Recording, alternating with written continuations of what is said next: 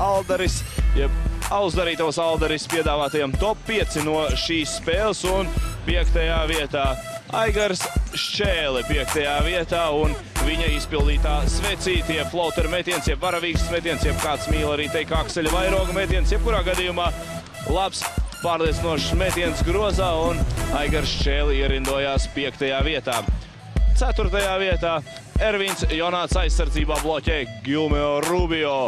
Rubio, domādams, ka viss ir kārtībā, var uzbrukt grozam, aizmirst, ka aizmugurē ir Ervins Jonāts, un Jonāts aizsūta mājās Rubio, līdz ar to grozs netiek gūts.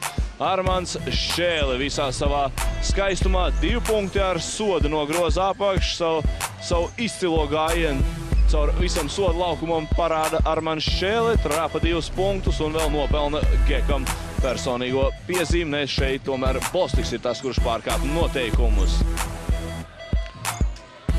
2. vietā daudz pieminētais Jānis Bērziņš, un viņa labā piespēle Marekam Meijerim, ekstra piespēle, bija iespēja un laba pozīcija pašam Jānim Bērziņam, bet ar acu kaktiņu viņš redzēja, ka partneris ir vēl labākā pozīcijā, atdeva šo papildus piespēlīt un droši 2 punkti no groza apakš, nedaudz gan aizsargs patraucē, bet Meijerim tas netraucē.